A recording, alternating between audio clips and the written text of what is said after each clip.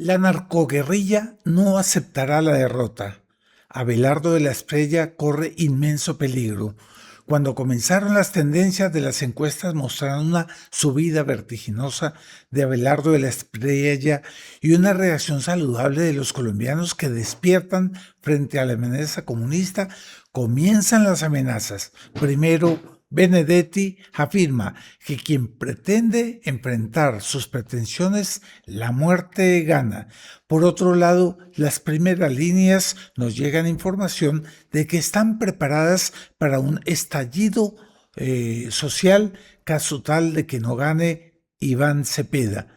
Ellos pretenden un autogolpe después de un bien planeado estallido social con el fin de perpetuarse en el poder, eliminando los resultados electorales o bien las perspectivas de victoria de la derecha. O también pretenden un francotirador que elimine el problema y consolide la victoria del heredero comunista. Aquí están las denuncias de Abelardo de la Espriella, que afirma que altos dirigentes de la inteligencia colombiana le informan de que hay planes del propio DNI, es decir, del Estado, del gobierno Petro, para eliminarlo. Segundo punto que vamos a ver en esta emisión de 7 días en revista. El sínodo propone una revolución en la iglesia. Ser homosexual ya no es perversión. Por primera vez un documento del Vaticano contiene esta declaración: ser homosexual no es una perversión. En efecto, el grupo 9 del equipo sinodal montado por el Papa Francisco propone una verdadera revolución en la iglesia, un cambio de paradigma. Yo puedo concluir, el Papa no puede quedar en silencio. León XIV debe tomar posición condenando este documento, porque si no, ¿qué rumbo está tomando respecto a este tema que divide a los católicos y que se resume en seguir siendo fiel a la doctrina bimilenaria de la Iglesia o cambiar para otros paradigmas? Bienvenido a esta nueva emisión de 7 días en revista con noticias muy importantes y trascendentes. Quédese hasta el final, suscríbase si no lo ha hecho a este nuevo canal de Cruzada por la Tradición, Familia y Propiedad.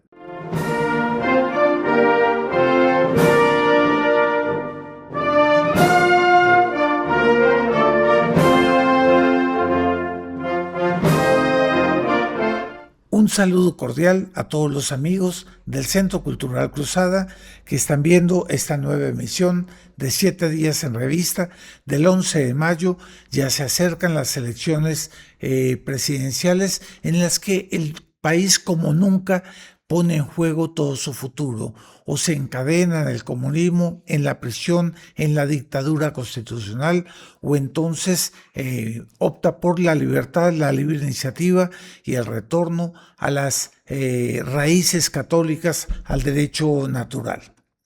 Cuando comenzaron las tendencias en las encuestas mostrando la subida vertiginosa de Abelardo de la Espriella y una reacción saludable del pueblo colombiano que comienza a despertar frente a la amenaza de un comunismo que desea aprisionar el país, primero vinieron las quejas de Paloma mostrando pues un desprecio a su contendor. Y segundo, fueron ya amenazas directas. Comenzó Armando Benedetti advirtiendo con voz muy seria de que quien enfrente sus pretensiones, la muerte le gana. Ahí fue una amenaza clara. Yo no sé por qué no lo denuncia en la fiscalía y por qué no está en la cárcel en este momento. Y es que la guerrilla, que ya tiene el poder, no va a soportar que un advenedizo como Abelardo de la Espriella se la arrebate. Estamos acostumbrados a imponer mediante el crimen la violencia sin importar el dolor del pueblo colombiano. Esa es la narcoguerrilla. ¿Será que se portarán pulcros en esta contienda electoral? Eso es una broma. Es evidente que el criminal siempre actúa como criminal. Así que hay dos opciones frente a esa reacción nueva de la victoria eventual de la derecha. Por un lado, pues puede haber una verdadera amenaza de estallido social en Colombia. Y de hecho, nos llegan informaciones de que se están preparando primeras líneas, pero ya más sofisticadas, que harán, pero multiplicado por sí mismas, lo mismo que hicieron a Iván Duque, de manera tal a que van a destruir el Estado de Derecho en Colombia. Si no gana Iván Cepeda, Colombia va a quedar en el caos, bloqueada por todo el territorio nacional. De tal manera que Petro le va a ser muy fácil crear un autogolpe, justificando ese estallido social con el fin de perpetuarse en el poder, eliminando los resultados electorales y por lo tanto perpetuándose en el poder ya primero como una medida de seguridad, pero después eso se va a perpetuar. Hay otra opción que fue denunciada por el propio Abelardo de la Espriella, que dice que le han avisado de sectores de la inteligencia muy catalogados de que hay un plan para matarlo a través de un francotirador. Son planes que son organizados por la propia DNI, le hace el propio gobierno de Gustavo Petro. Aquí está el video en el que él denuncia eso. Está planeando un atentado en mi contra bajo la modalidad de francotirador. Estaría involucrado personal oficial y de la DNI. A ese respecto, podemos imaginar siquiera una propuesta moderada de Cepeda que sea más o menos tolerable. No, nunca ha habido algo tan intimidante y destructor como su propuesta. El primero, esto lo explica muy bien María Clara Posada, la flamante nueva senadora del Centro Democrático. Ella dice que el plan de Cepeda es el más intimidante que puede haber. Así lo aclara la senadora flamante María Clara Posada, estudiando el proyecto de Cepeda. En el primer punto, en su página 94, afirma que radicalizará la reforma agraria, que la llamará revolución agraria y que considera la expropiación de todas las tierras que considere subutilizadas y recuperará todos los activos productivos estratégicos. El Estado juzgará qué tierras son productivas o no y decidirá cuáles quitará o no. Es decir, se trata de una expropiación y de una inseguridad jurídica, menos inversión, más pobreza y nadie deseará invertir. El segundo punto que María Clara muestra y denuncia está en la página 64 del mismo proyecto. Dice, los contratos se les quitará todos los controles que están incluidos en la Ley 80 de contratación pública, por lo cual ya no serán necesarios registros sanitarios, mercantiles, tributarios.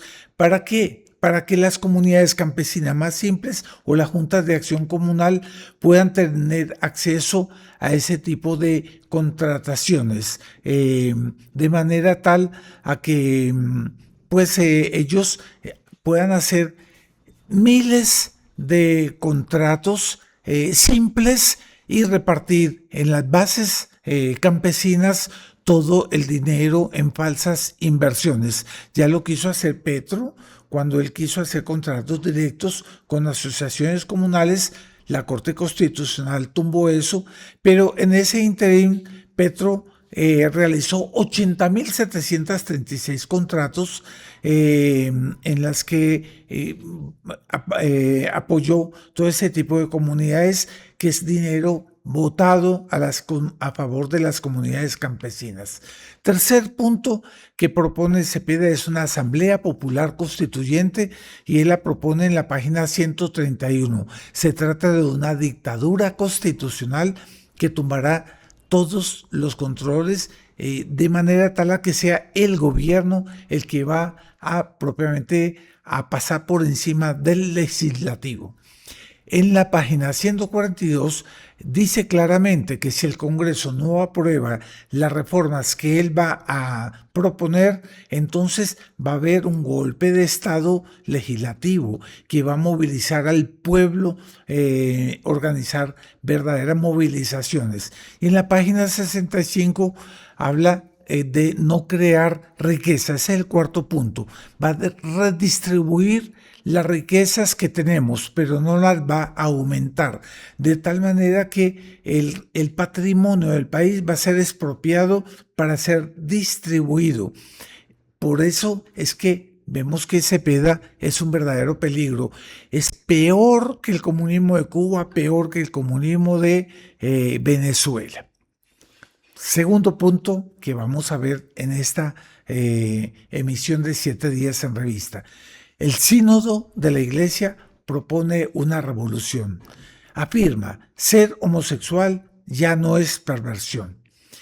El proceso sinodal, que fue una grande iniciativa del Papa Francisco, pero en su implementación ella es larga y se espera que sea hasta el 2028 que se pueda realizar un documento final y en eso está empeñado el Papa León XIV. Se trata de experiencias concretas que ya no se define en principios morales ni doctrina perpetua de la Iglesia, sino que sea experimental.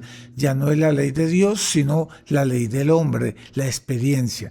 Y ese equipo sinodal tiene varios grupos. El grupo 9 tiene la tarea de estudiar criterios teológicos y metodologías sinodales para un conocimiento compartido de cuestiones doctrinales y pastorales, así afirman ellos, éticas y controversiales. Entonces, en otras palabras más claras, quieren legitimar a los homosexuales, entre otras irregularidades.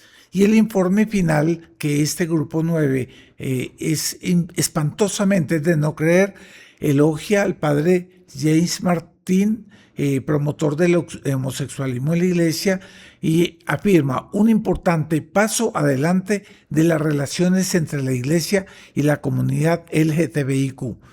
Entonces afirma sí que el homosexualismo ya no es más pecado. La revista News West Community Church afirma que la relación de los activistas LGTBIQ en el documento de estudios del grupo 9 es favorable a los derechos LGTBIQ, ha sido muy positiva, afirma esta revista. El periodista Eduardo Pentin ha aclamado el documento como una versión sorprendentemente progresista de las relaciones homosexuales. Es evidente que el documento pues afirma cosas escandalosas, porque es primera vez que el Vaticano afirma en una declaración escrita que ser homosexual ya no es más una perversión. Y el grupo 9 propone una revolución en la Iglesia, un cambio de paradigma, pretendiendo cambiar radicalmente la moral de la Iglesia. El homosexualismo pasa ya no de ser una cosa controversial a ser una cosa emergente dentro de la Iglesia. Se trata de una adaptación gradual de la Iglesia a la agenda LGTBIQ, cambiar una hermenéutica de Dios a una hermenéutica del hombre. Es muy importante ver aquí esos cambios. Grupo 9 afirma, no podemos usar las herramientas tradicionales de la teología y la moral. Un nuevo enfoque es el principio de pastoralidad. Y hay muchos prelados progresistas que salen en público a elogiar este nuevo paso. Sin embargo, el cardenal Gerald Müller denuncia claramente el documento como herético. Vamos a concluir. El Papa no se puede quedar en silencio. El Papa León XIV está obligado a salir al paso, a tomar una posición condenando este documento. ¿Qué rumbo está tomando respecto a este tema que divide a los católicos y que se resume en seguir siendo fiel a la doctrina bimilenaria o cambiar para otros paradigmas. Aquí esa ambigüedad del Papa es muy delicada. Por un lado, envía al Dicasterio para la Doctrina y la Fe, el cardenal Fernández, a que envió una carta a Alemania, al sínodo alemán, ordenando no bendecir a parejas del mismo sexo. Pero por otro, el grupo acepta el documento del grupo 9. O sea, ustedes ven que aquí hay algo que no es concluyente de parte del Papa. Hay una ambigüedad. Un Papa que recibe al padre James Martín da cuenta de esa ambigüedad. Para una claridad mental mayor, es bueno recordar un poco la doctrina tradicional de la Iglesia, que puede ser resumida en un documento del Papa San Pío V llamado Horrendum Illud Scelus, del 30 de agosto de 1568. Y él dice así: ese horrendo crimen por el cual ciudades corruptas y obscenas fueron quemadas por la condenación divina, nos llena de amargura y dolor y nos estimula vehementemente a reprimir con un máximo celo posible. Con toda razón, el Quinto Concilio de Letrán establece que todo miembro del clero sorprendido en la práctica del vicio contra la naturaleza, por la cual la cólera de Dios cayó sobre los hijos de la iniquidad, sea despojado de las órdenes clericales u obligado a hacer penitencia en un monasterio, para que el contagio de tan grande flagelo no se propague con mayor audacia, valiéndose de la impunidad, que es el mayor incentivo al pecado, y que castigar más severamente los sacerdotes culpados de ese nefando crimen no estén aterrorizados por la muerte del alma. Determinamos que ellos sean entregados a la severidad de la autoridad civil que haga cumplir la ley. Por lo tanto, deseando adoptar con mayor rigor lo que decretamos desde el inicio de nuestro pontificado, establecemos que todo sacerdote o miembro del clero, sea regular o secular, de cualquier grado o dignidad, que cometa este horrendo crimen, por fuerza de la presente ley, sea privado de cualquier privilegio clerical, de cualquier oficio, dignidad o beneficio eclesiástico, y que una vez degradado por el juez eclesiástico, sea entregado inmediatamente a la autoridad civil para recibir el mismo castigo que la ley reserva a los laicos que se lanzan en ese abismo. ¡Qué claridad es el respeto a la ley de Dios, a la ley natural! Pidamos a Dios, pidamos a Nuestra Señora, que en Fátima habla de ese apartarse de la ley de Dios y advierte de un gran castigo, que ella nos haga convertir a través del rosario y que venga el triunfo del Inmaculado Corazón de María. Muchas gracias por la participación suya en esta emisión de 7 días en revista. Suscríbase, denle un me gusta y comparta con otros. Y si es posible, le pedimos que dé una donación para que este apostolado en pro de la civilización cristiana, en defensa de la tradición, la familia y la propiedad, siga adelante con éxito.